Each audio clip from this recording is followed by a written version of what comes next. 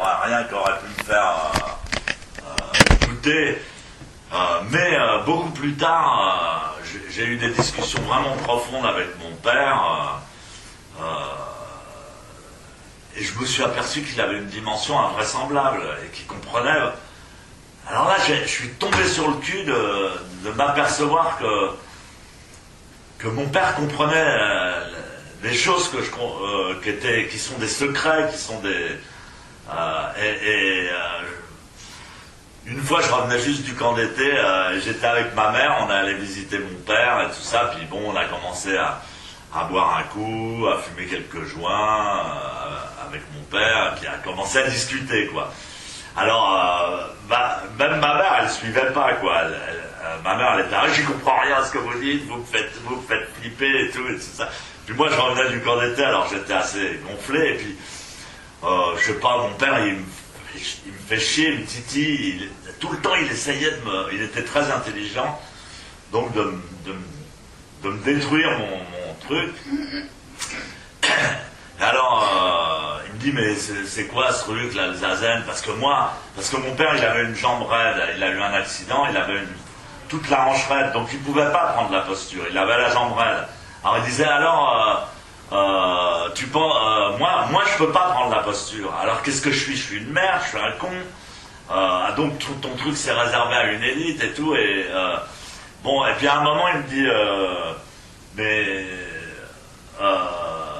je sais plus, je me souviens plus vraiment de la discussion, mais je lui dis, bah, le zazen, c'est devenir, c'est actualiser la divinité en nous. Et alors, il me dit, mais, alors, tu te prends pour Dieu, tu penses que t'es Dieu? Je lui dis, ouais. Ah ouais, tu penses que t'es Dieu? Alors, mon vieux, t'es un drôle de salopard. Et puis à la fin, bon, et à la fin il me dit, de toute façon, même si t'es Dieu, moi je suis le père de Dieu. Mais tu vois, on avait des discussions comme ça, et tout ça, et je me suis aperçu qu'il était que les générations avant nous avaient eu aussi des éveils, des trucs, et en fait on choisit ses parents avant de naître. On choisit, c'est très important ça, même si on choisit sa naissance, on choisit ce qu'on va vivre en fonction de ce qu'on a vécu avant. Par exemple, si on est mort à la guerre ou dans les camps de concentration, eh ben on va renaître, on va créer une vie paisible où il n'y a pas de guerre. Par exemple, moi je suis né en 50. C'était quelques années après la guerre, j'ai eu une vie sans guerre. Puis, et plus on évolue spirituellement, plus on évolue spirituellement, plus parce que le moment entre la mort, je sais pas pourquoi je vous raconte ça, mais le moment entre la mort et la renaissance, c'est un moment très important. Et si on n'est pas éveillé, qu'on ne contrôle pas sa pensée, qu'on ne contrôle pas les choses, on est pris par nos illusions, par nos peurs, par nos fantômes, par tout un tas de trucs, et on ne peut pas choisir.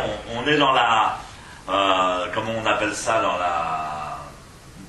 la nécessité de sauver sa peau. On croit qu'il pleut, on croit qu'on a froid, on croit on crée des réalités de peur, d'angoisse, et le pire, c'est on se réincarne dans la nécessité, dans la peur, et on pense qu'il y a on veut s'échapper, on veut s'échapper de la mort, et boum, donc on ne choisit pas sa naissance. Mais si on a un contrôle par le zazen, quand on meurt, on peut aller dans un endroit de repos, dans un endroit où on peut réfléchir, où on peut connaître ses anciennes existences, et où on peut élaborer sa prochaine vie. Donc on peut penser, c'est ce que pensaient les Indiens. Moi je ne suis pas tout à fait d'accord avec cette forme de pensée parce que je pense qu'elle est dangereuse, mais on peut penser qu'il y a des gens quand même plus évolués que d'autres spirituellement, qui ont un background plus évolué que d'autres spirituellement, et qui naissent en conscience, et qui ont choisi, qui ont déjà une maîtrise. Alors peut-être la reine d'Angleterre, par exemple. Non, mais je le pense. Je pense que la reine d'Angleterre, par exemple, c'est quelqu'un d'évolué spirituellement. Par exemple, comment elle a choisi sa vie, sa mission, comment elle s'est dévouée à ce truc-là, comment elle fait ses choix, comment elle bouge pas, le rôle qu'elle a et tout ça, c'est une personne exceptionnelle. Il y a des gens, ou des fois des grands sportifs, ou des grands acteurs, qui sont des gens qui sont plus évolués. Donc ce qu'on veut, c'est... là, on est là, on a un corps, on a un esprit, c'est évoluer. C'était quoi la question déjà? Quelle est votre technique personnelle pour éviter de tomber dans un folklore, dans la pratique? Ma technique... la technique préconisée par Maître Dogen, c'est avoir le feu dans ses cheveux. T'imagines le truc, c'est-à-dire quelqu'un il t'allume tes cheveux, tu vois, et là t'es là, et il dit il faut pratiquer comme si on avait le feu dans ses cheveux. Et c'est comme ça que j'ai pratiqué, moi. J'avais le feu partout, quoi. J'avais le feu, et donc j'avais pas le choix. Ma vie c'était ça ou rien. Donc voilà, mais c'est pas pour tout le monde pareil. C'est-à-dire qu'il y a des gens qui peuvent choisir, et, ça les intéresse. Il y a tout type de... Moi, c'était le feu dans les cheveux. Et Maître Dogen parle de ça. Il dit pour vraiment pratiquer, il faut avoir le Bodhaichin, l'esprit de la voix. Et l'esprit de la voix s'acquiert en prenant conscience de l'impermanence. C'est-à-dire en prenant conscience que en fait la vie ça passe hyper vite et que de toute façon on va être même si on n'est pas confronté dans cette vie à la blam, tu vois vraiment la réalité, j'en sais rien, mais à la totalité, de toute façon quand on va mourir on sera obligé d'y faire face. Alors dans cette vie il ne faut pas perdre de temps et il faut en profiter pour évoluer suffisamment pour se...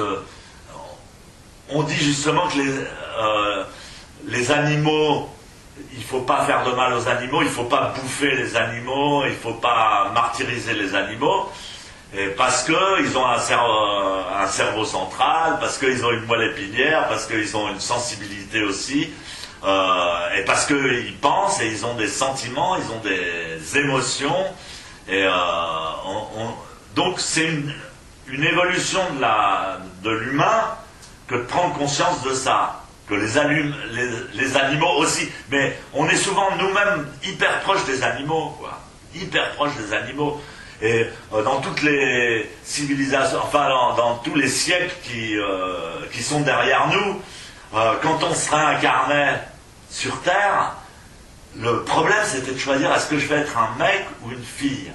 Si je suis un mec, on va m'envoyer à la guerre, me faire éventrer sur les champs de bataille. Et les mecs, ils ont deux attitudes, ou bien ils crèvent de trouille parce qu'ils doivent aller à la guerre, ou bien ils subliment le truc et ils veulent aller à la guerre. Et ils ont envie de se battre. Bon, c'est un truc bien fêlé quand même.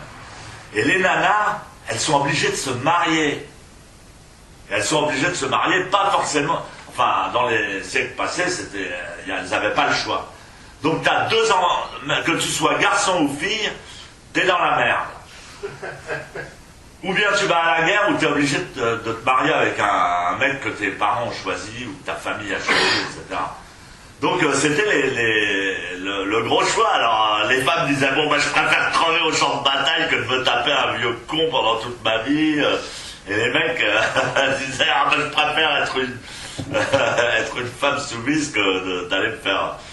Donc, enfin bon, voilà, il faut prendre conscience, connaissance et empathie pour cette réalité de notre histoire, de notre propre histoire et de l'histoire du monde, etc., et essayer de la faire évoluer, quoi.